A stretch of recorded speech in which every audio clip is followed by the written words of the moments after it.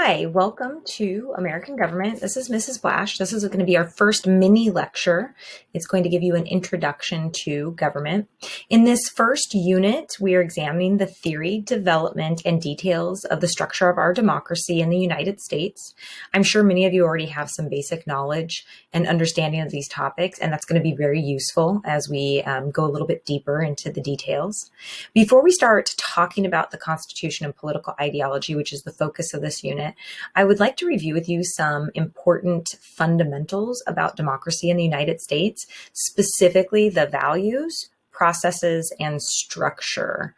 Okay, let's begin first with fundamental democratic values. So there's 4 of these.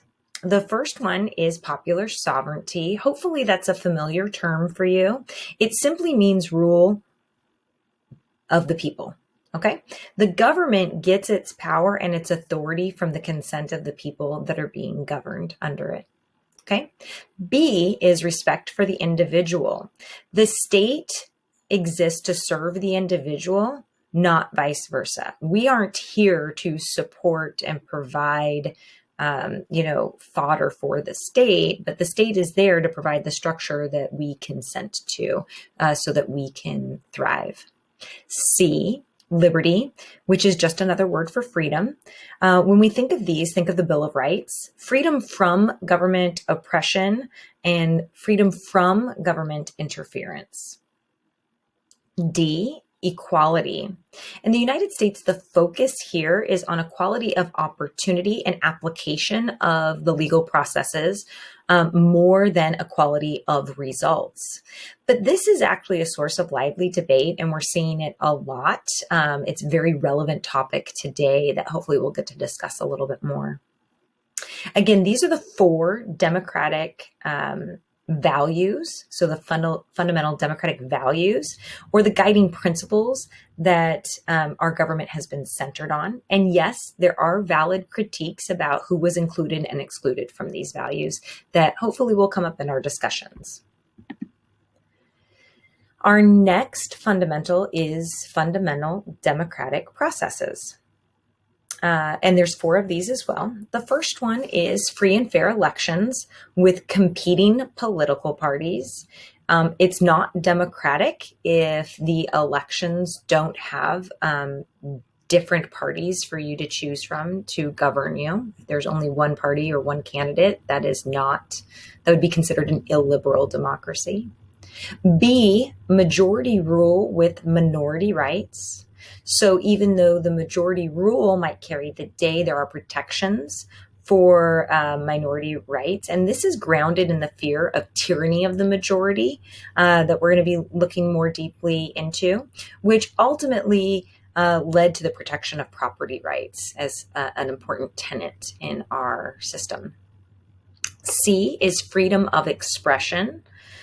Think of the First Amendment here and all the variety of ways that you can express yourself.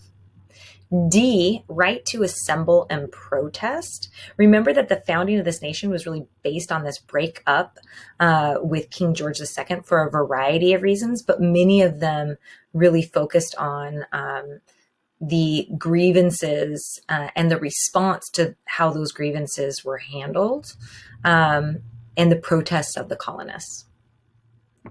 Next, we have fundamental democratic structures, and yep, you guessed it, there's 4 of these, okay? The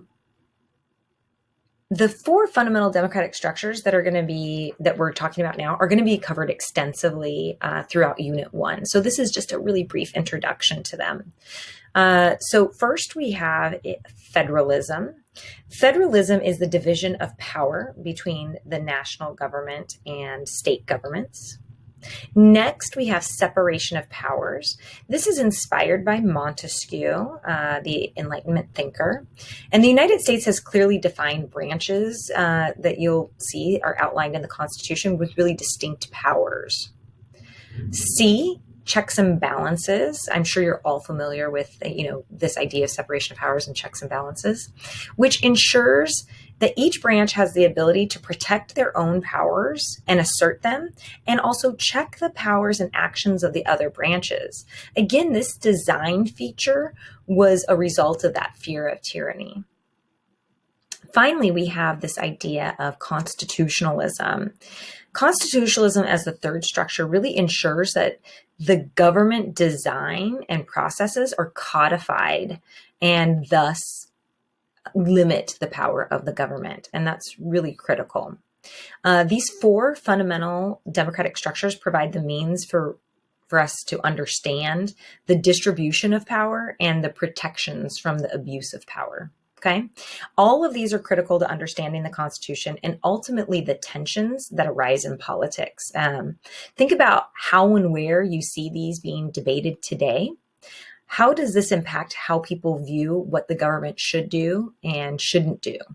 Because ultimately, that's why we want to have a better understanding of government and politics. We're all looking for and debating about what government should do and what they shouldn't do.